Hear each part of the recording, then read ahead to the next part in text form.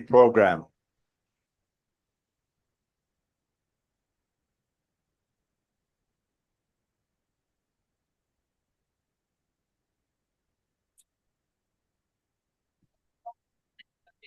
Oh, thank you. Thanks for your interest. Please come into the conference room. We're about to start. First and only. Yeah.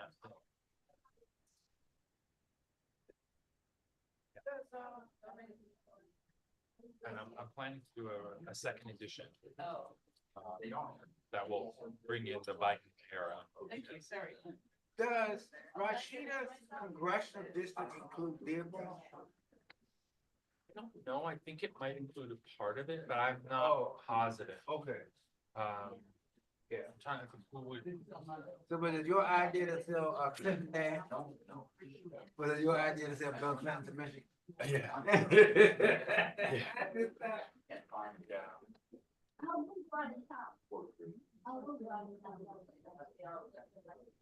Marhaba, Dr. Mustafa. It's good to see you. أهلا سلامات. We are just waiting for our moderator or our introducer. I guess I'm the moderator, but and also waiting for everyone to take their seats. Take your time, no problem.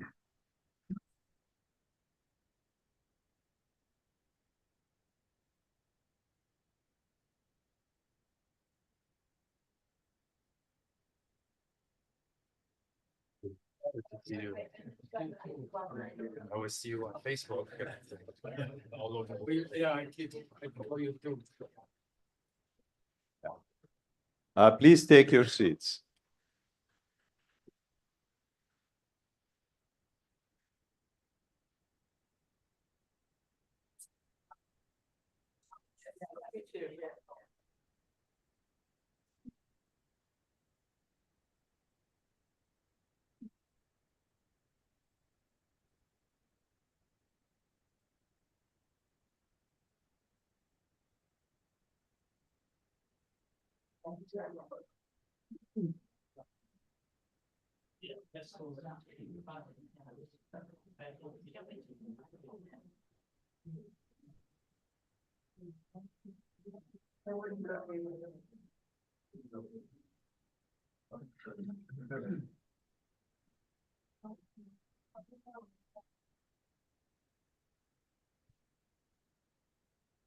Good afternoon, everybody, and thank you for staying.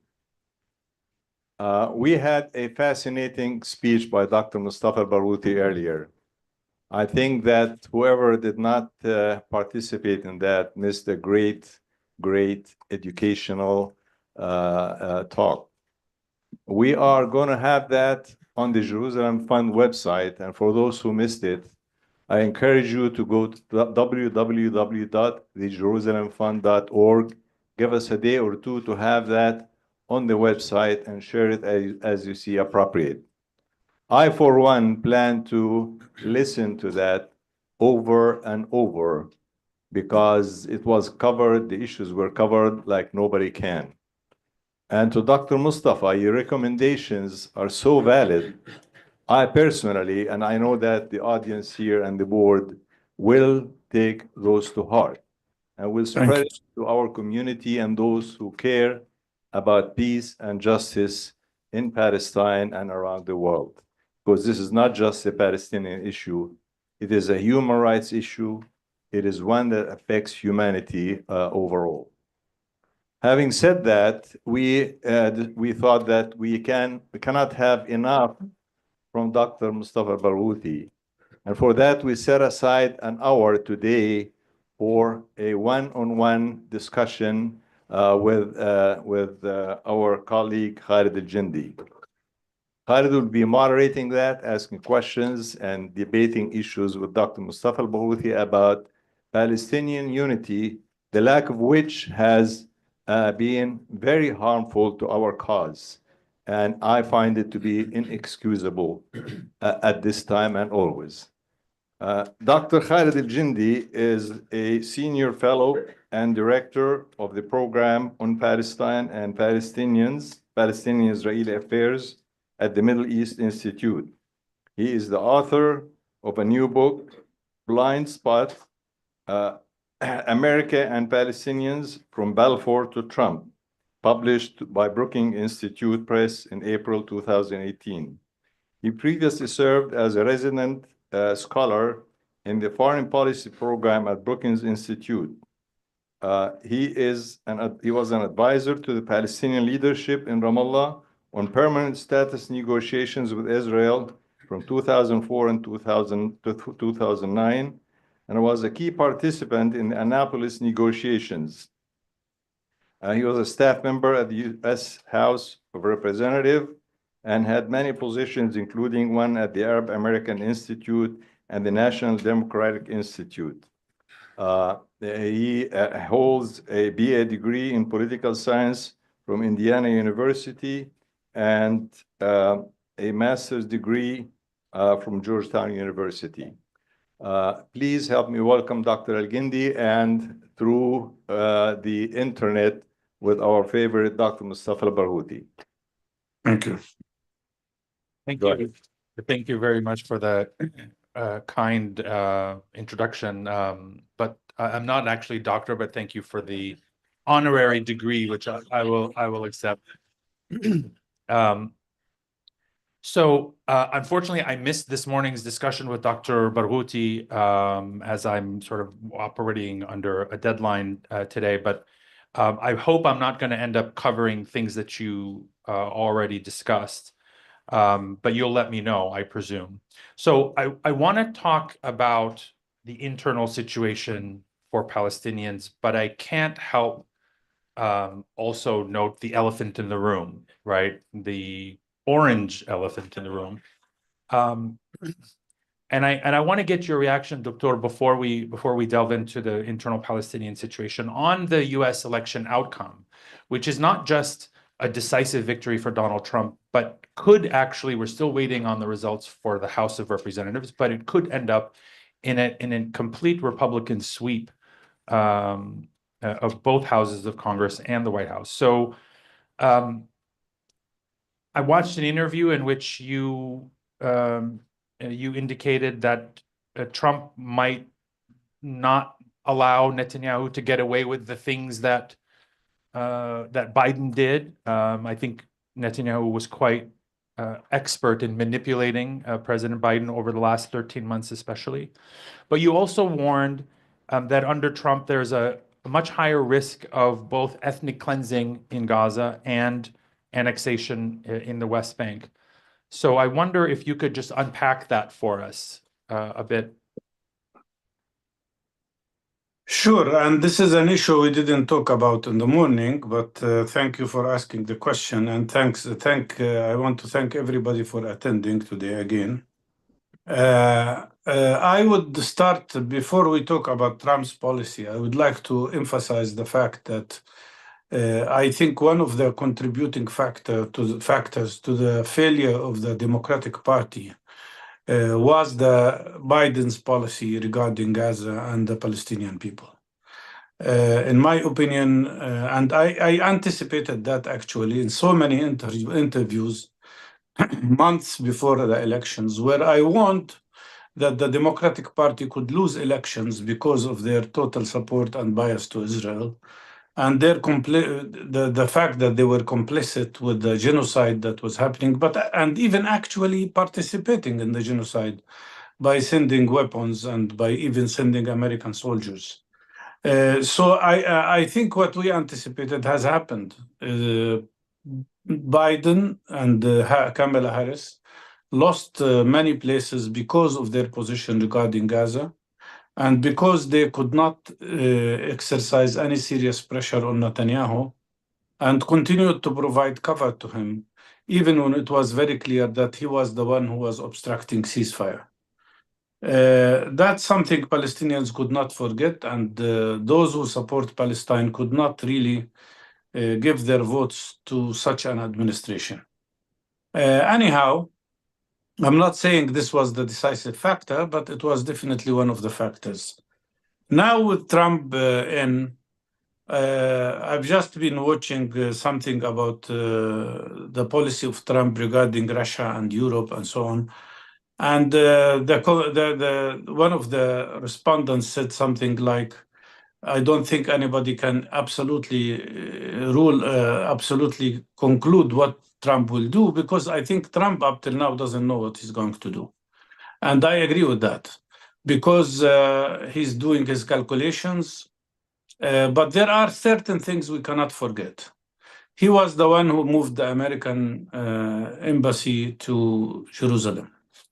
He was the one who resisted all pressures against such a move that is a violation of international law.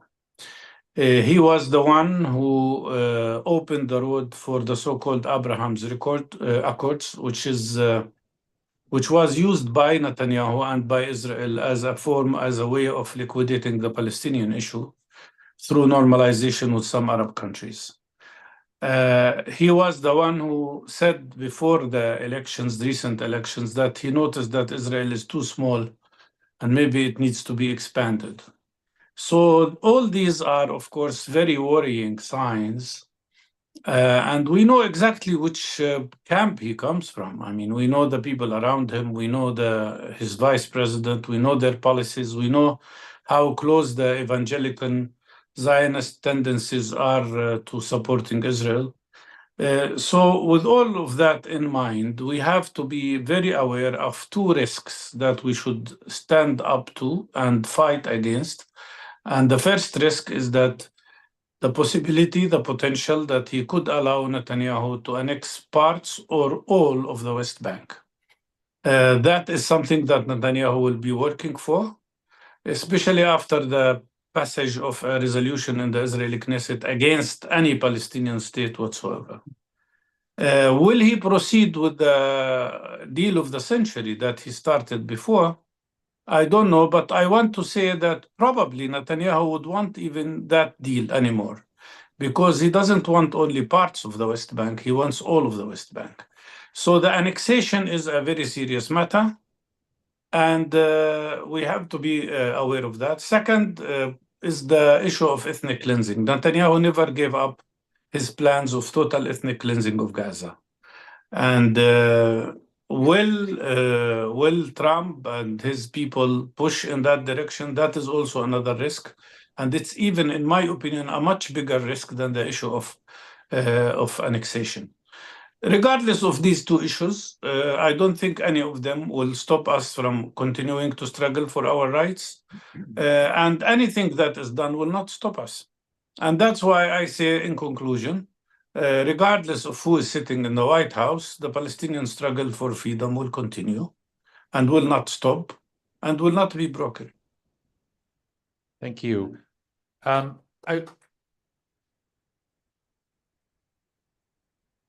As you know, President Biden still has another 2.5 months left in his term.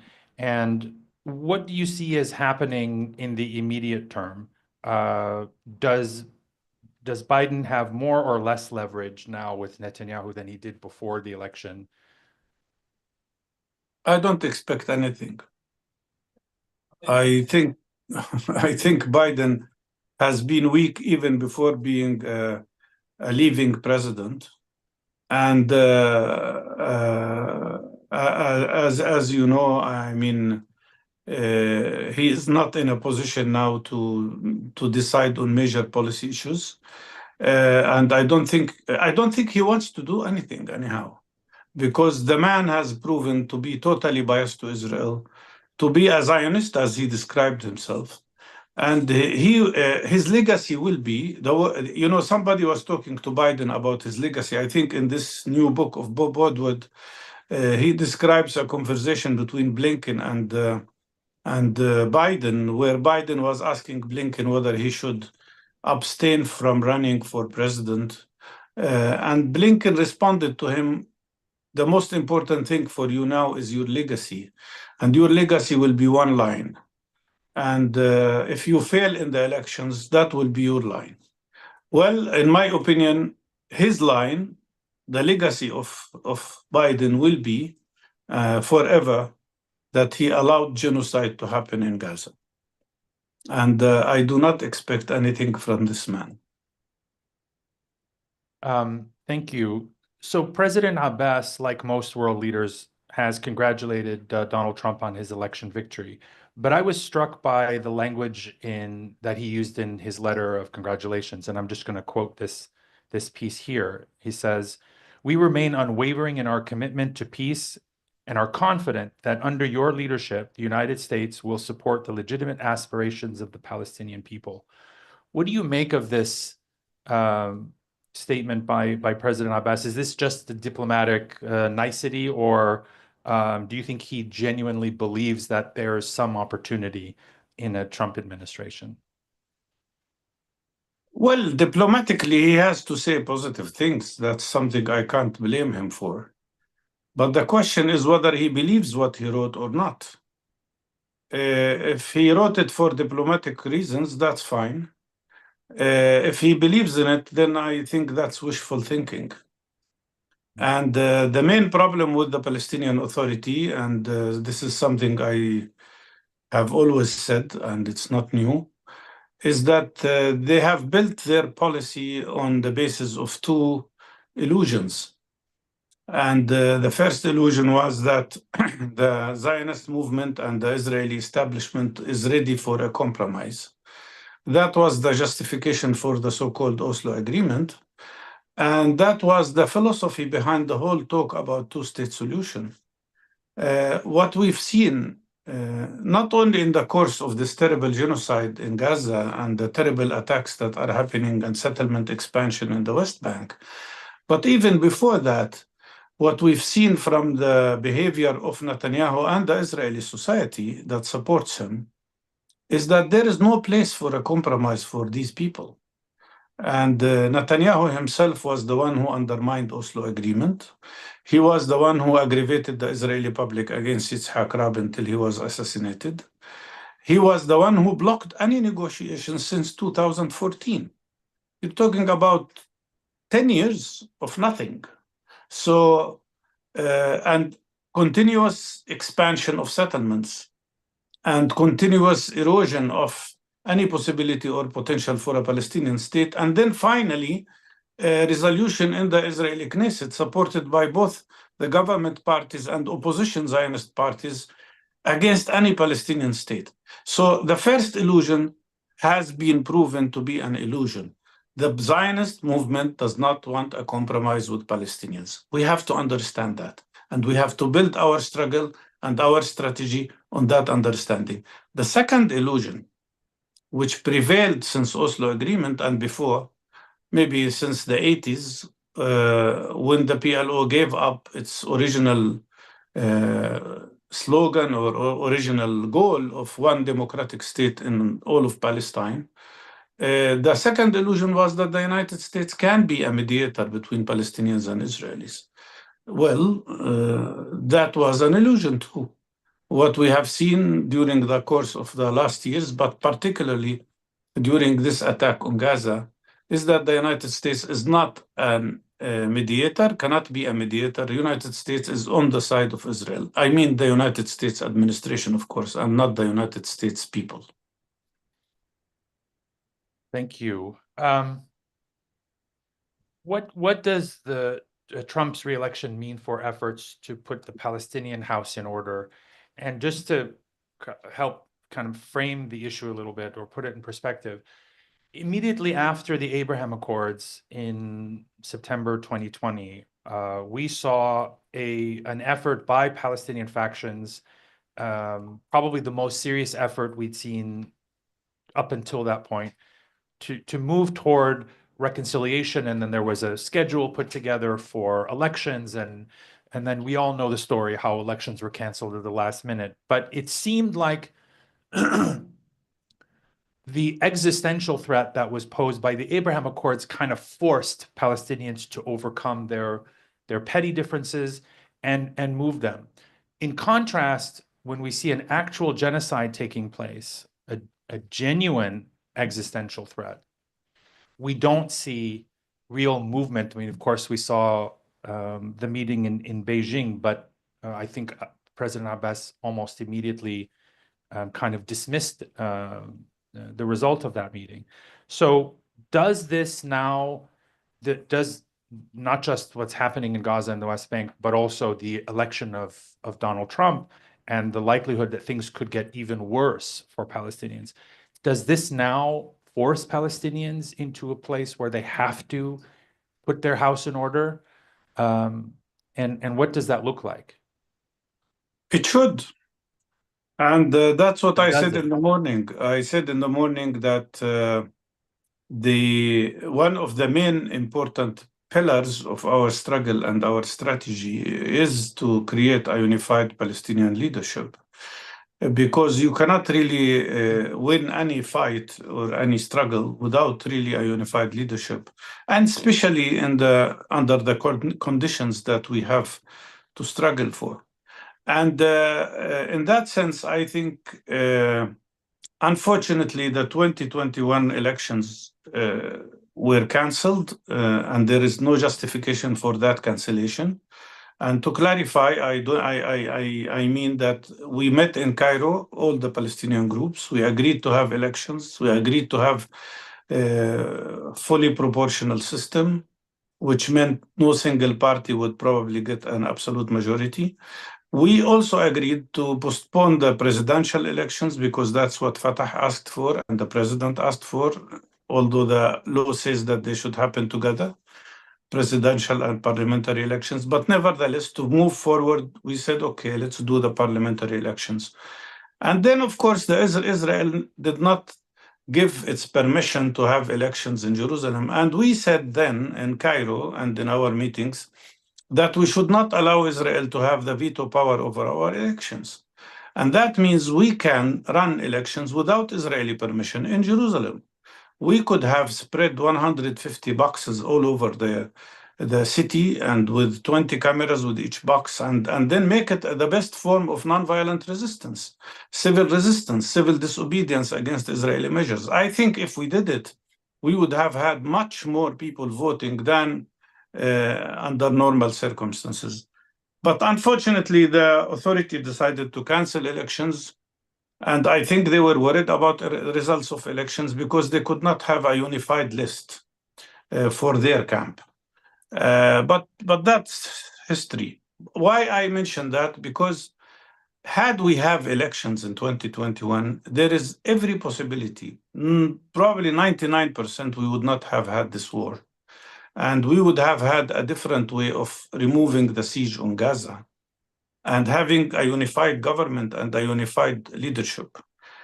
But that didn't happen.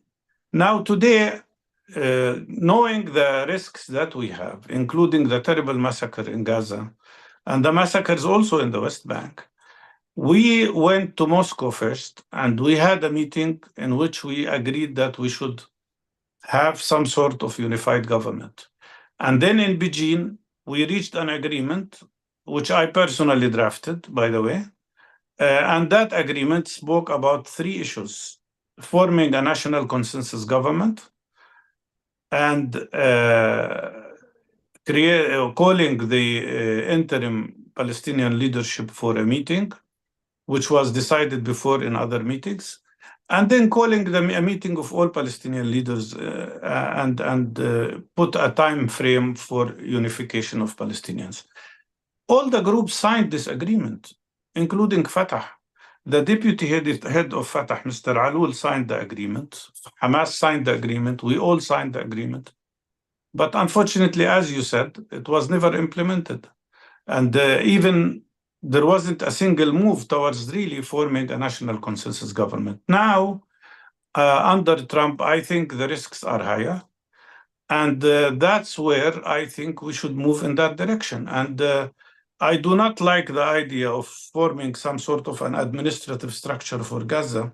The best thing is to form a national consensus government to prevent separating Gaza from West Bank, which the Israelis will try to do, and to prevent the establishment of some sort of collaborating structure in Gaza under Israeli occupation. So the need for unity is much bigger and larger than any time before. But it's not any unity. In my opinion, for a true unity to be, it has to be about a program, a strategy that is clear, a strategy that concentrates on a joint struggle of all Palestinian groups and forces and people towards a very clear goal of our freedom. And a unity that does not, that departs from what we described as two illusions. I think that's the kind of unity that would work and would survive and would be productive actually for the Palestinian people. But I think things will not change on their own. That's why while we talk with other groups, we are also working now at the grassroots level. There is one initiative of calling for a national Palestinian Congress to demand a unified Palestinian leadership. I mean, what we need now is not to wait for some other meetings that will never produce anything, but to exercise pressure on the political Palestinian forces to achieve a Palestinian national unified leadership. And that means grassroots pressure from the ground. I believe that the public has the right to do so. And this is not about substituting PLO or harming CRPLO. It's about reactivating PLO, which has been totally marginalized within the Palestinian Authority that is restricted so much by Israeli occupation. Thank you for that. So it sounds like what you're saying is that or maybe I should pose it as a question. What or who is the primary obstacle to this national consensus government actually being put together with this broader national vision? And if it's Fatah, or Abu Mazen in particular, what does a national Congress mean if it doesn't include Fatah? If in fact Fatah is the obstacle? I don't think Fatah is the obstacle. Okay. As a matter of fact, a very huge number of the people who are with us in this initiative of Congress are from Fatah. A big number of them, and many of them are leaders. Some of them are members of the Revolutionary Council of Fatah. So we are talking about leaders in Fatah who agree with what I am saying to you, that we need a unified leadership and we need it quickly. So then what is the obstacle? Well, in my opinion, I don't want to use the word obstacle, but to be diplomatic, if you allow me, but I want to say that the picture is clear. We had an agreement about a national consensus government. The president is the one who should initiate the process of consultation with different political parties in Palestine to form the national consensus government. He did not yet. And 2 months have passed, more than 2 months actually.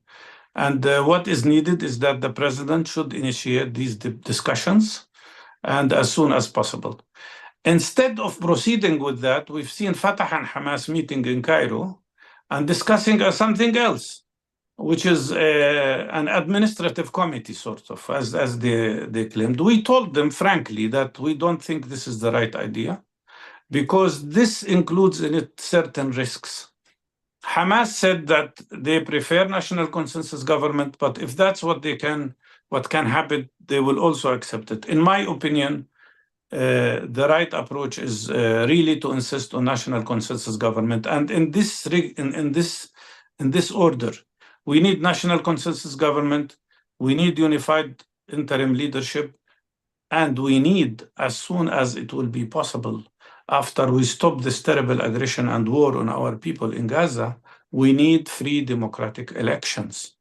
We need elections that include both Palestinians in the occupied territories and Palestinians outside occupied territories. I mean by that, we need elections for the parliament, which should become part of the Palestinian National Council. But you, the Palestinians in the United States, should be able to choose freely and democratically whoever you want to represent you in the Palestinian new National Council. That's how we can reactivate the PLO And that's how we can reactivate a unified Palestinian front, which is effective, which can be productive. So talking about national consensus government temporarily does not negate the main goal, the main thing we've been asking for and demanding for years, which is the right of the Palestinian people to freely and democratically choose their leaders. Where does the PLO fit into this equation? You talked about the consensus government as a first step and a broader, and then there's a kind of interim council of some sort. What is the relationship of both of those to the PLO? And is the PLO, is that now reforming and restructuring the PLO? Is that now basically delayed to some point in the future? On the contrary, it is about reforming the PLO, because now the PLO does not include all the Palestinian groups.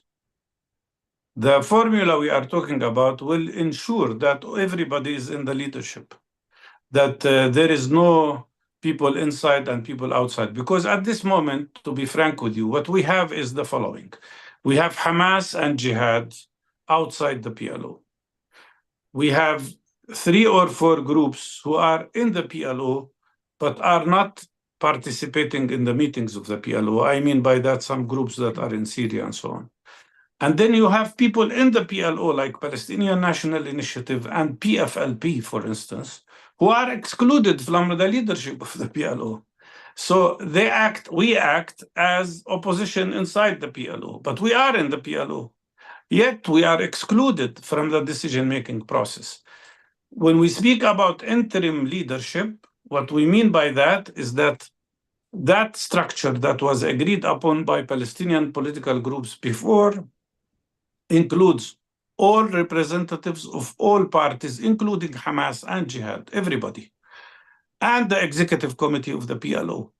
So this way, you not only preserve the PLO, but also expand it to include everybody.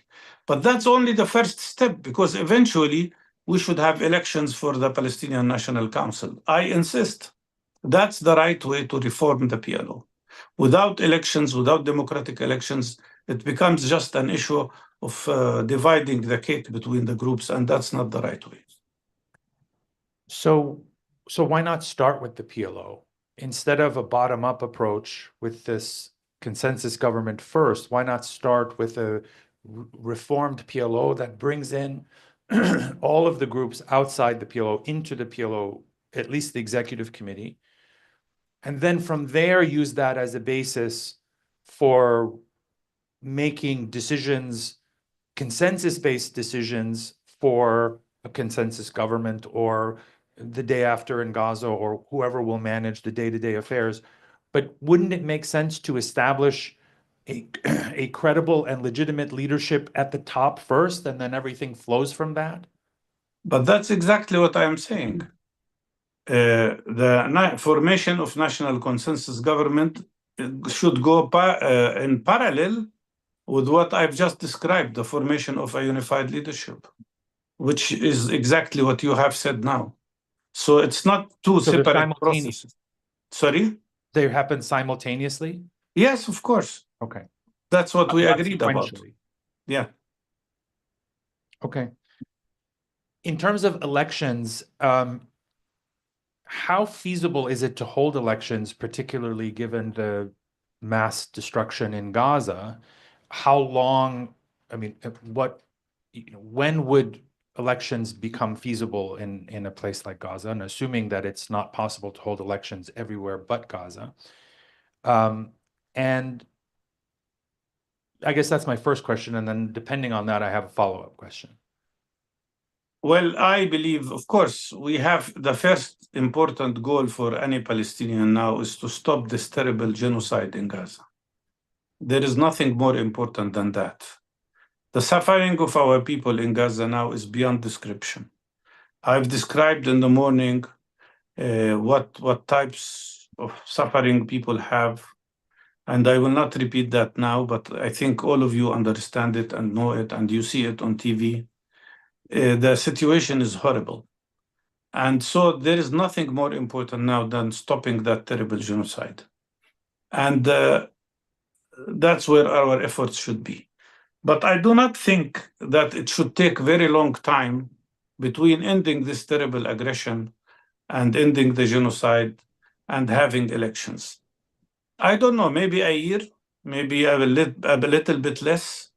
But you have to understand that regardless of all this terrible destruction, the public of Palestine, the people of Palestine are so much thirsty for exercising their right of choosing their leaders. There will be lots of differences between us once this war is over. There will be different opinions. There will be different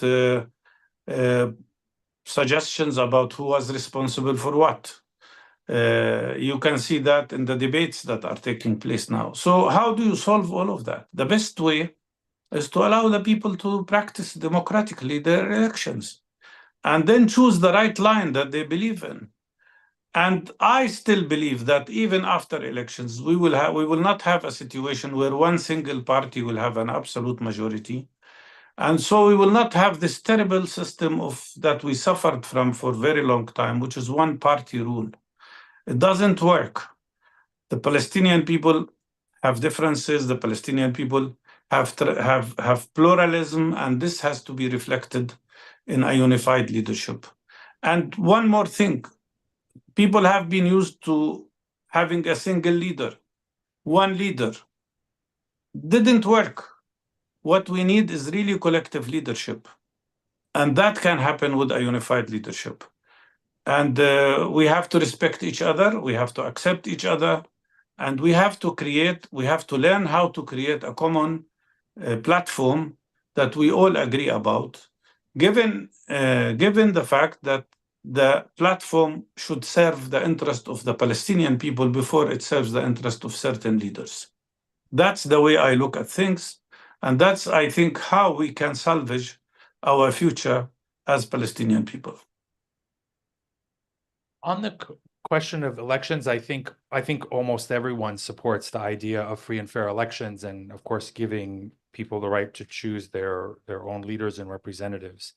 But I wonder, elections are a thermometer reading at a particular moment in time.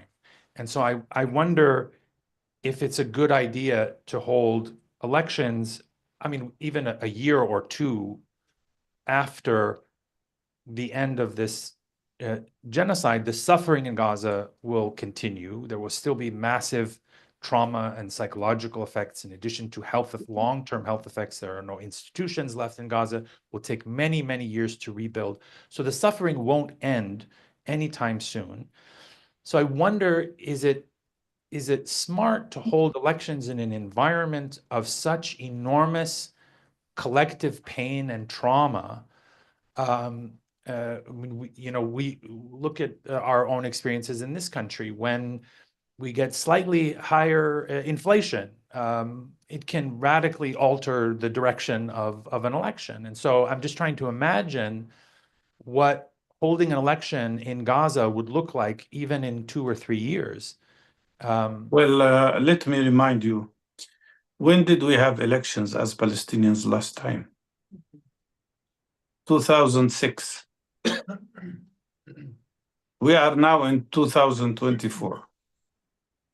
Can you believe that all this time we did not have free democratic elections? A whole generation of younger people has never voted in their life for who should be their leaders. Let me ask you another question. Do you know when we had the last elections of Gaza municipality? I think I will shock everybody now when I give you the answer. The last elections of the Gaza municipality happened in 1946, even before the Nakba. Why is that? Because when we had municipality elections, the people in charge preferred to delay the elections in Gaza because they were expecting results that will not serve them. And the outcome was no elections. No, I don't agree. When Britain had the war, immediately after the war, they had elections. that's the way you give people the power. You empower people to decide. If we don't empower our people to make decisions by themselves, other countries will decide for us. Look, they are standing in line. Some countries in the region want to decide for us who should be governing Gaza. Some others want to go deep in normalization with Israel. And now they are happy that Trump was re-elected, and they don't care about the future of Palestinians. The biggest risk at us, Palestinians, now, I want everybody to understand that. The biggest risk, besides the terrible damage that was caused to us by this terrible genocide, is to take away from us, the Palestinians, our right of self-representation. PLO was praised by the Palestinian people and respected because it represented our right of self-representation. And when we lost any form of democratic internal processes, there was a decline of the PLO, and it became vulnerable to external pressures. So some other country in the region want to impose a person that works for them as a leader of Palestinians. Another group wants to impose on us some kind of experts that come from the World Bank, etc., etc., etc. We need the people to decide. If we respect the suffering of the people of Gaza and respect the suffering of the people of West Bank and respect also the need of our Palestinians everywhere, we have to give them the right to choose. And we already formed a formula to elect a Palestinian National Council that would consist of 350 members, 150 members from the occupied territories and 200 from outside. And somebody will say, but in this country, we will not be able to run elections. Okay, we do it everywhere we can.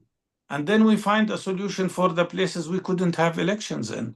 But I don't think denying the right of the people to choose and elect will help us. Continuing this situation where you don't have a democratic choice, I am not against interim arrangements. We agreed about that. That's why we speak about national consensus government, interim leadership, etc. But eventually, the Palestinian people have the right to choose their leaders. The younger generation among Palestinians have the right to also be part of the leadership. They have the right to choose their leaders as well. None of them have ever voted. And that is a problem.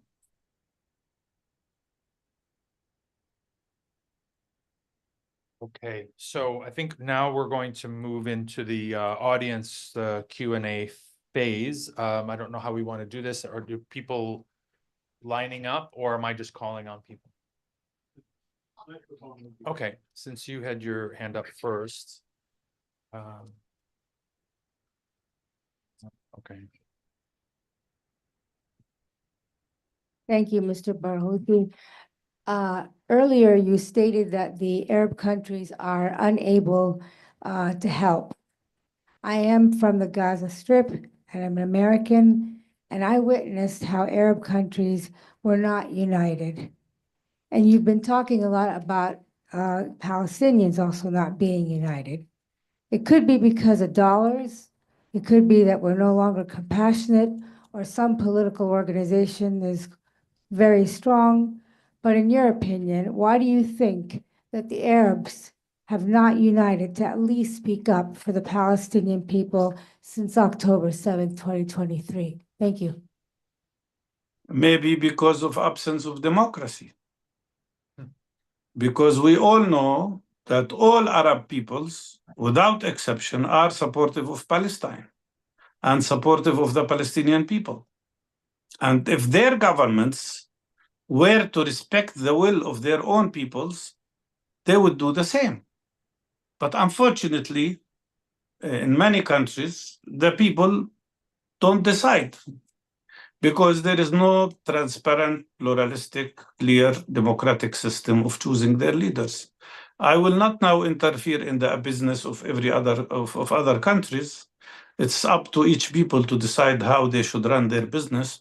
But in my opinion, the fact that there is a democratic gap between the will of the people and the behavior of the governments is the main reason why you see what we see. And by the way, a government that is not elected freely by its people, or at least supported by its people, becomes very vulnerable to external pressures, especially when some leaders think that they owe the United States for staying in their positions, or they depend on the support or protection that the United States can give them. These are all factors that contribute. So what's the solution? The solution is to empower the countries and empower governments by being accepted by their people. If you are elected and accepted by your own people, you become very strong and become much more powerful in sustaining external pressures. Okay, next, the gentleman in the red.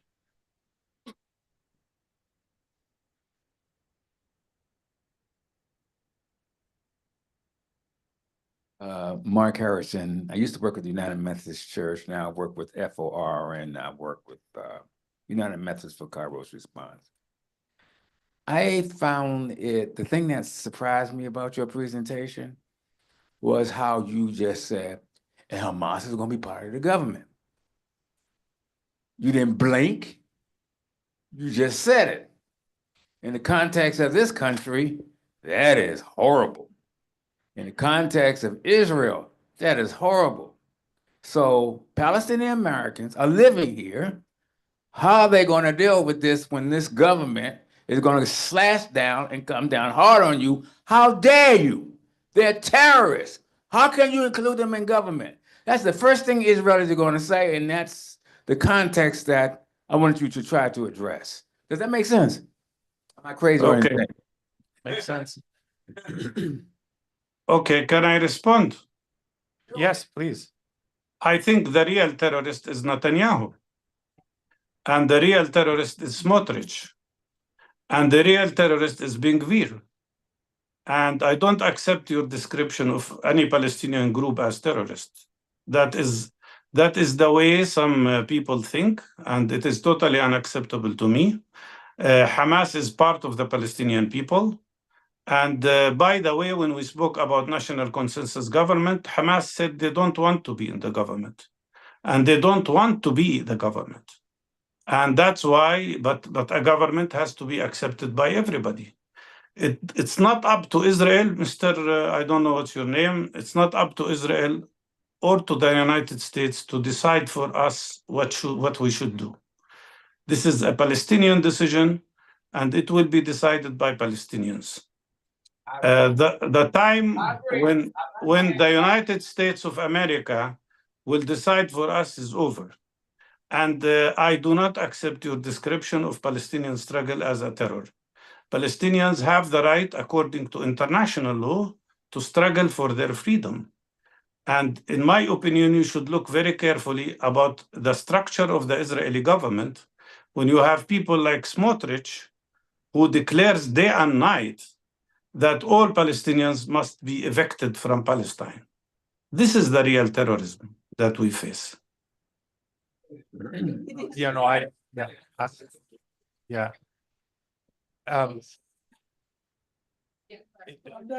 I think it's clear that the person asking the question was not suggesting that. He was making the argument that we're going to hear from Israeli and American political leaders, and that Palestinians will have to have a response for one way or the other.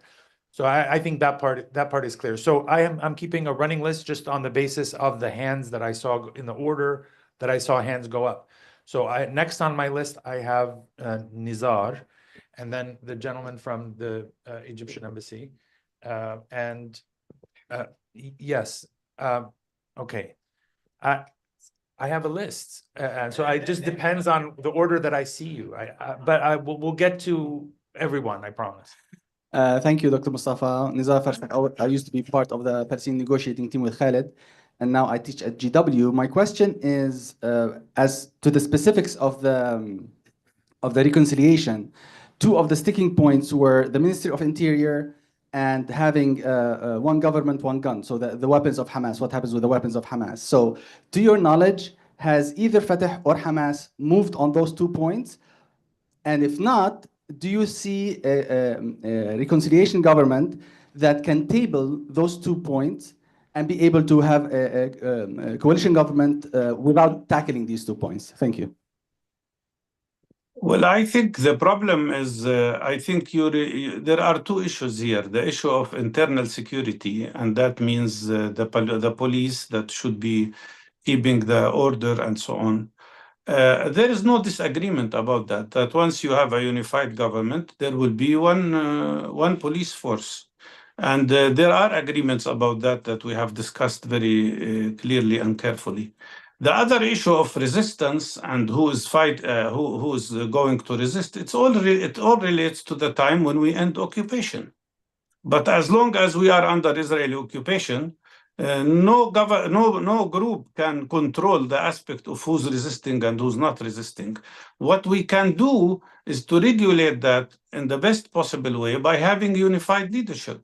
Because if we have unified leadership, no single group on its own will be making decisions about what to do, what form of fight we should do, what form of struggle we should use, or what form of political negotiations we will have. It's about, when you see a unified leadership, that means unified decisions about the way we struggle and about the way we run political agreements or political efforts. Okay, the gentleman here in the back.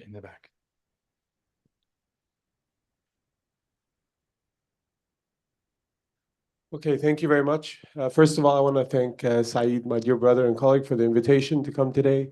And I am, just a little correction, I'm with the Arab League. I'm the Oh, Deputy sorry. Chief of Mission. No, it's okay. Egypt is a member of the Arab League, so it's okay. Dr. Mustafa, it's always a pleasure to address you. I just addressed you a couple of months ago, I think, at the Middle East Institute. And I'm not going to talk about the Palestinian matter, which is an inside matter, like you kindly addressed for the last gentleman who asked a question. So this is a purely Palestinian issue that is to be dealt with in terms of reconciliation elections. But what I'm more concerned about, and what I'm hearing a lot of talk about lately, is about the day after the arrangements that are the political landscape, if you may, for how Palestine, the agreement of the countries, the neighboring countries, the regional power that are here. I'm sure that you take that into account, and I'm sure that their advice is taken into account. So how would you address some of the rumors that are out there about how they feel is better for the future of Palestine, how it needs to look like, the political landscape? Thank you, sir.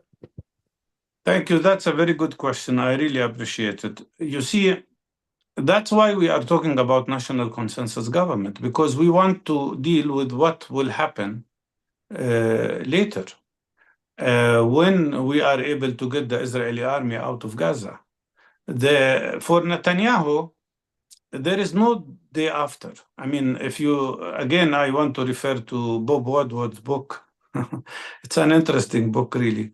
And he mentions lots of talks between Biden, Blinken, and Netanyahu. They're trying to push him to show a strategy, and he doesn't respond at all. He never said what is his strategy, because I think his strategy is to keep occupation of Gaza. There is no next day for Netanyahu, because today is the day. Today is tomorrow. It's to keep Israeli army in Gaza and then try to ethnically cleanse it. If he can't ethnically cleanse it completely because of the steadfastness of the Palestinian people and because of the Egyptian position that rejected totally and utterly any possibility of allowing a transfer of people into Sinai, because of these 2 factors, he is trying to substitute that by ethnic cleansing parts of Gaza gradually from one part to another. And that means he wants to keep his occupation. All his attitude up till now in Gaza is about keeping Israeli occupation in Gaza. So that's why he doesn't speak about a day after. For us, the best way of dealing with all forms of pressures that are coming from outside and to defy Israel's plan to separate Gaza from West Bank is to say, okay, we have here a unified Palestinian government, which all parties, all groups support and ready to cooperate with. If we do that, we don't leave a gap, we don't leave a vacuum that Netanyahu could play with. Okay, how much time do we have, by the way, left in this session? We have 20 more. Okay, so we'll get to everyone. I promise. We'll get to everyone. The gentleman here in the back. Well, thank you for the opportunity. Well, I am a Palestinian from inside. عرب 48 فلسطيني 48. I'm ثابت أبو راس from أهلا Kansas, وسهلا. Lenfig. I want to ask you if it's not about time to think out of the box. The Israeli government, since 2018 at least, really doesn't recognize the right of self-determination of the Palestinians in the nation-state law inside Israel.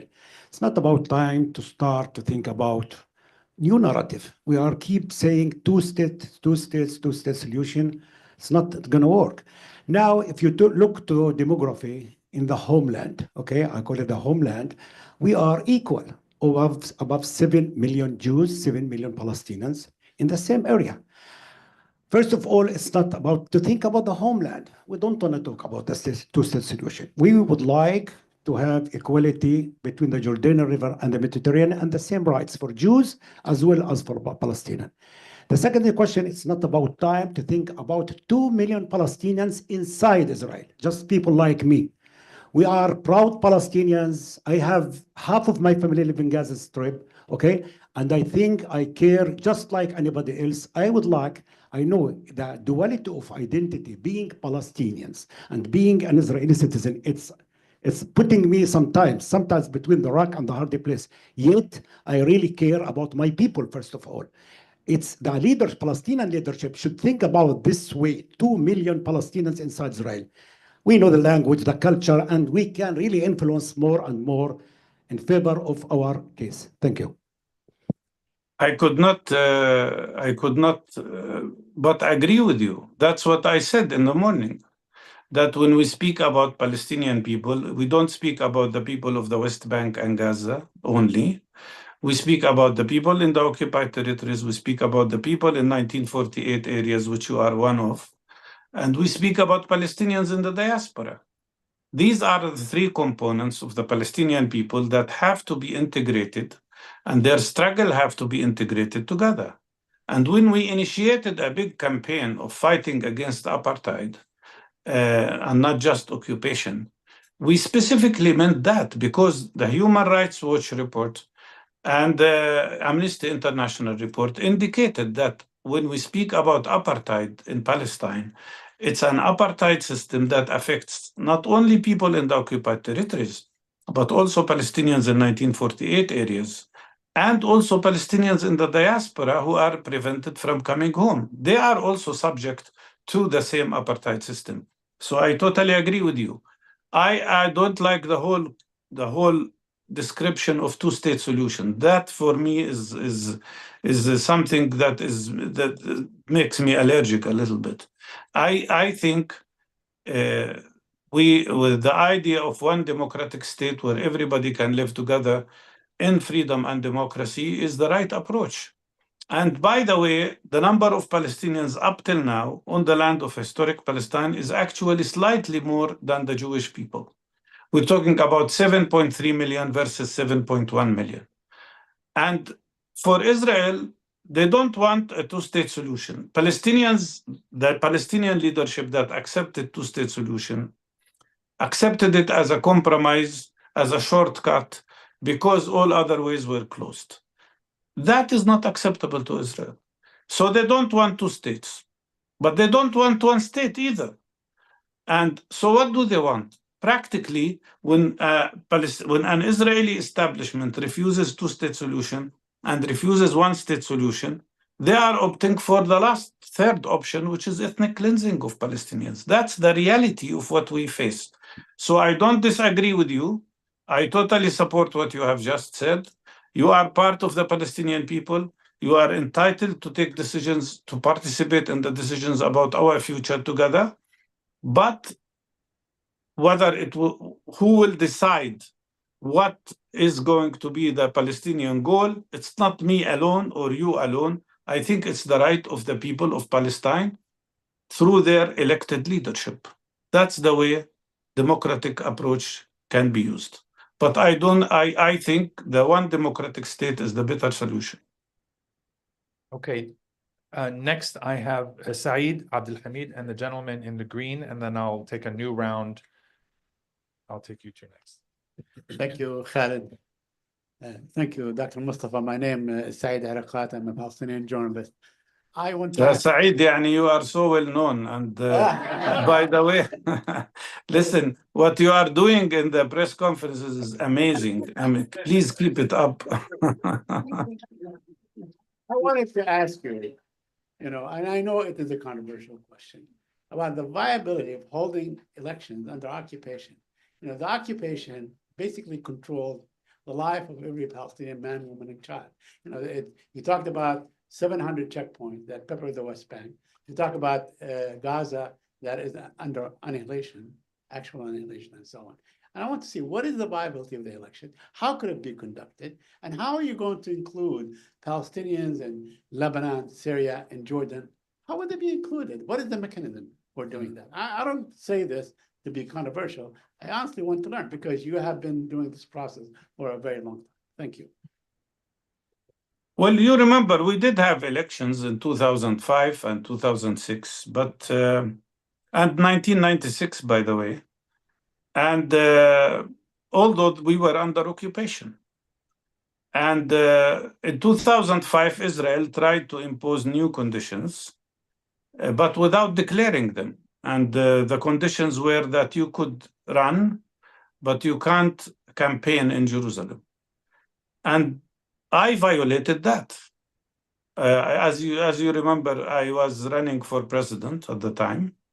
And I didn't care about what they are doing. And I went to Jerusalem and they arrested me one time. And then I went again and they arrested me for the second time, 4 times in 1 month. And each time they did the arrest, it made me even more determined to go back.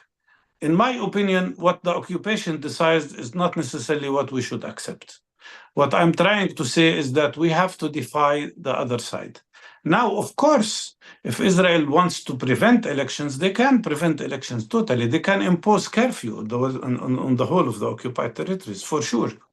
But we have to decide together what democratic form we should use to make sure that our leadership is accepted by the people and their decisions are accepted by the people. You know me and you know very well how much the Palestinian leadership now is criticized. What's the solution to that? The only solution is to have some sort of democratic process. Now, you are right about asking the question. I don't think it would be difficult for Palestinians to choose their representatives in Chile or United States or Europe or even in Lebanon. I don't think that is problematic. It can be done. Maybe the biggest problem would be in Jordan because of the nature of the fact that they are Jordanian citizens. That's an issue that needs to be discussed. But in general, I think if we have the will, we can find the way.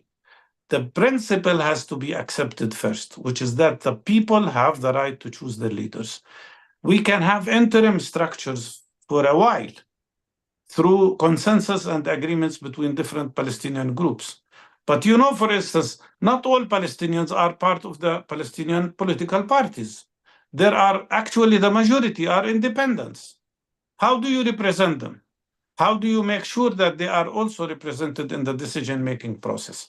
I think the most important issue for us now as Palestinians is what kind of forum we can create. Maybe if we can't have elections immediately, we can find some other forms.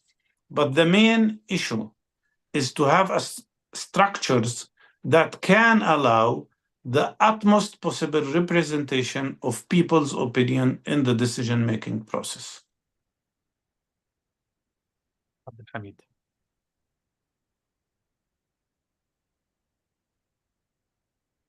Thank you, Dr. Mustafa. Abdulhamid Siam. أهلين أخ عبد الحميد يعطيك العافية. How are you?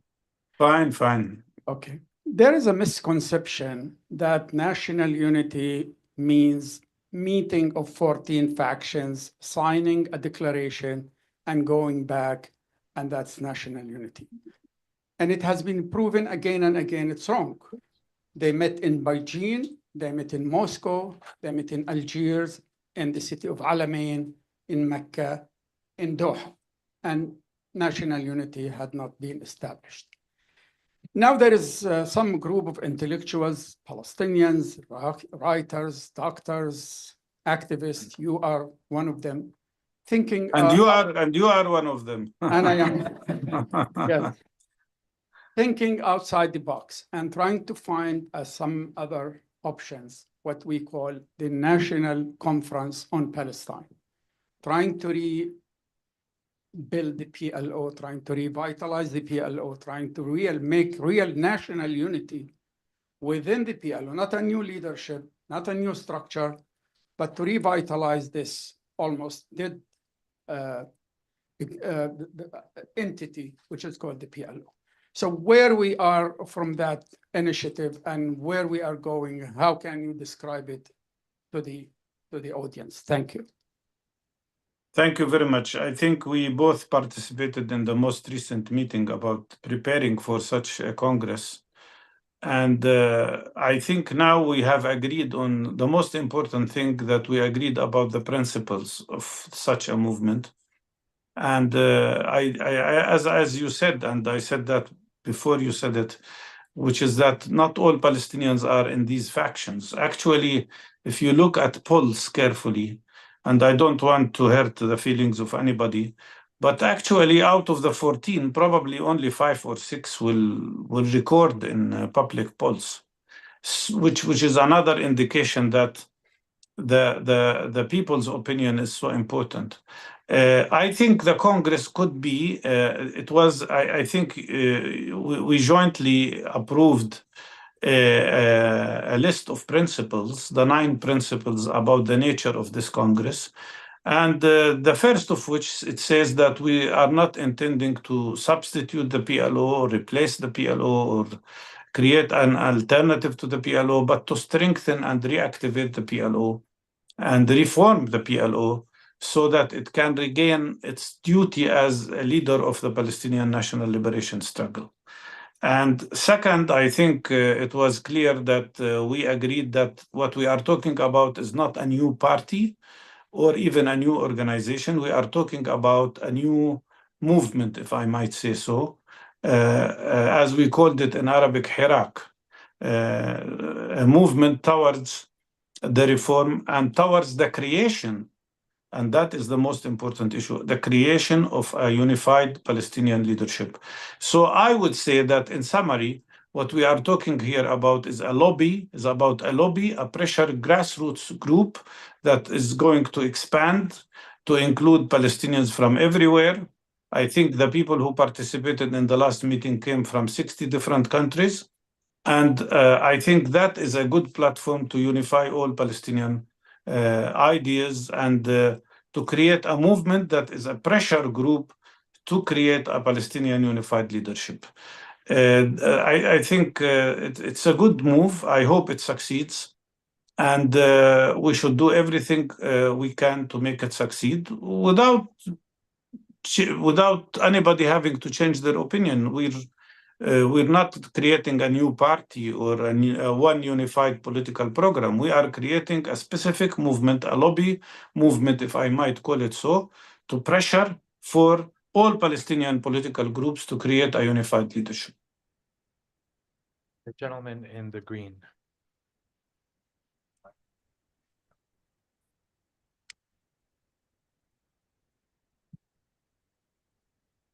I did want your opinion on making the Nakba, which has been continuing since 1948, into a war crime. But I also wanted your views on two matters that are not covered as much in the American press, which is all of the prisoners, many of whom are just preventative detention prisoners, political prisoners that have not been released by Israel. And I presume that is one of the reasons why the ceasefire didn't take place, and the horrendous destruction now within the West Bank. Yes, well, unfortunately, we speak about the first Nakba, and now we are witnessing the second Nakba. because what's happening in Gaza is worse even than the Nakba that maybe happened in 1948 in terms of the number of human losses and so on. And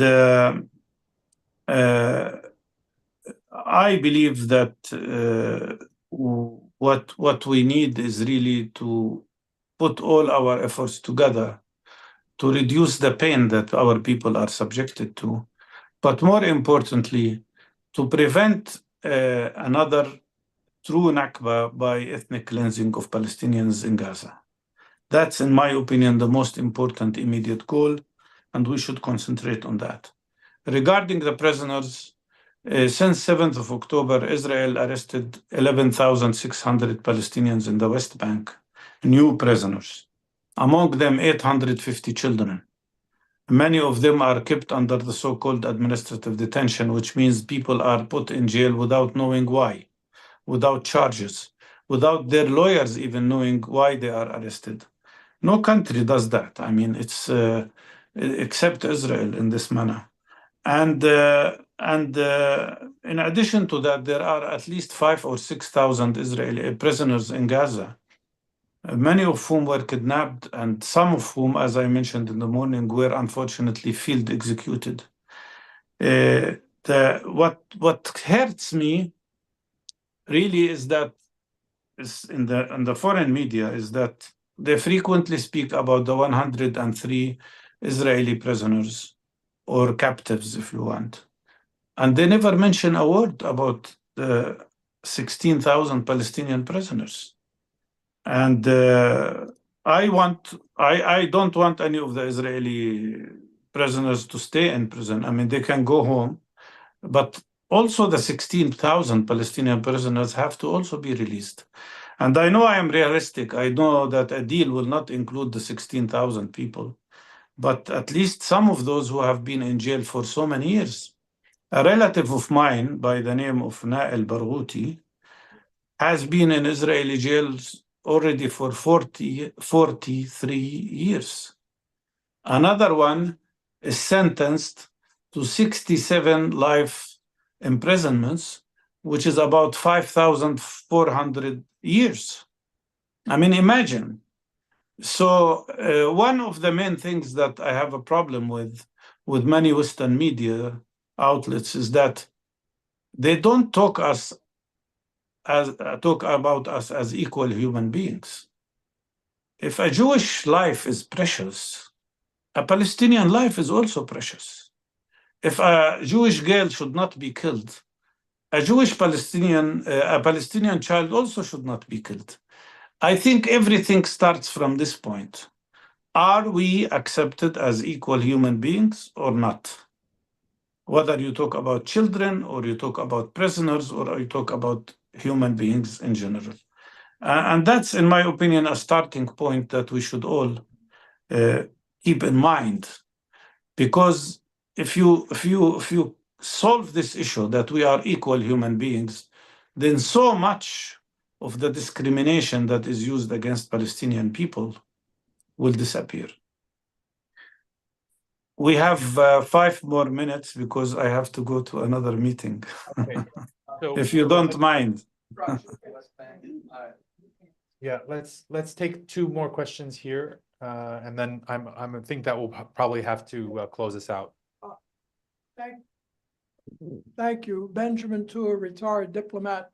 I'd like you to comment on the following statement.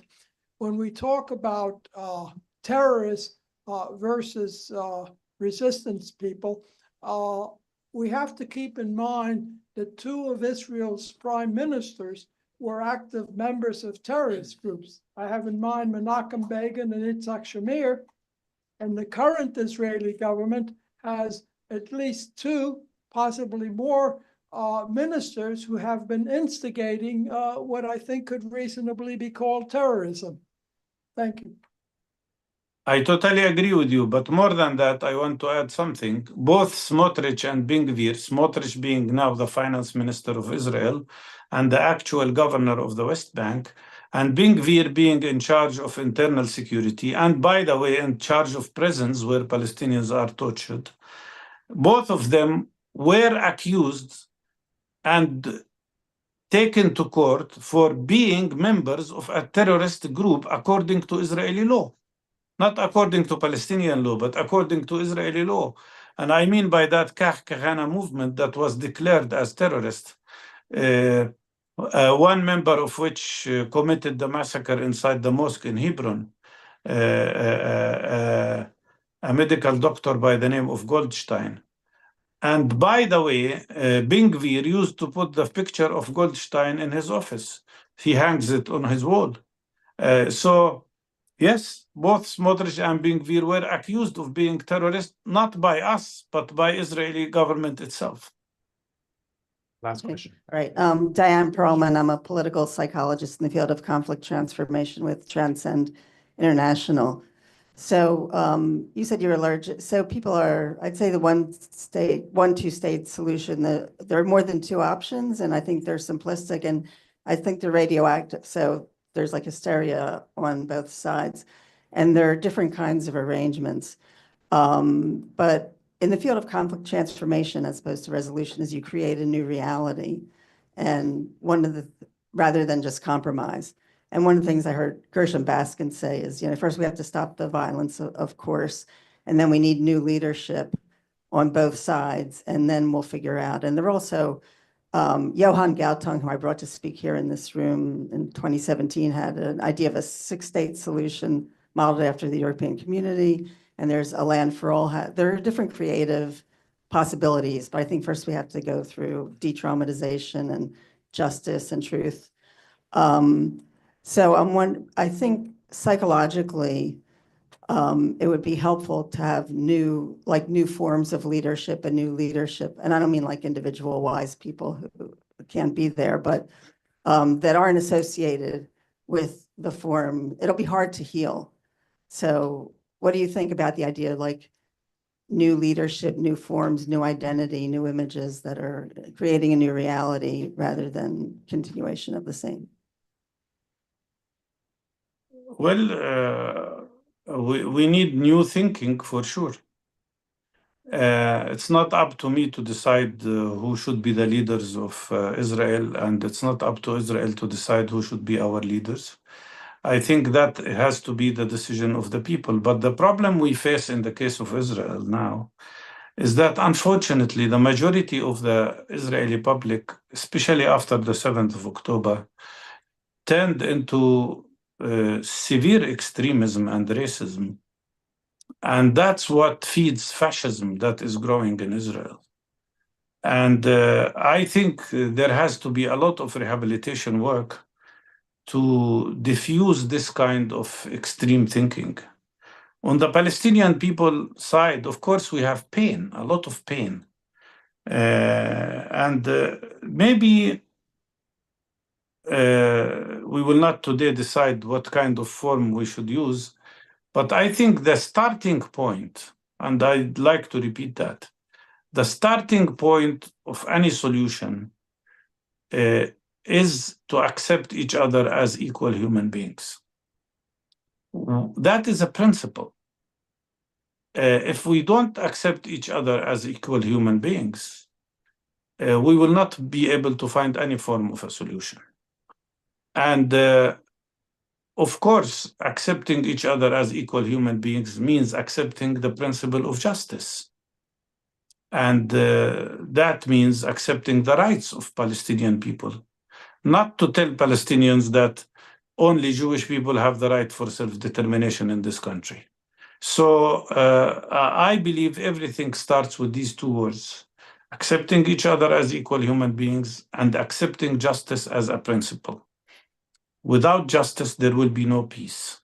So many efforts were made before, and so many agreements were concluded without adhering to the principle of justice.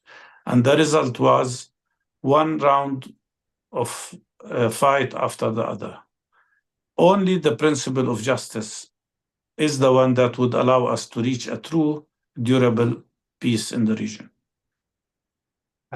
Thank you. I think that's a very powerful point to end on.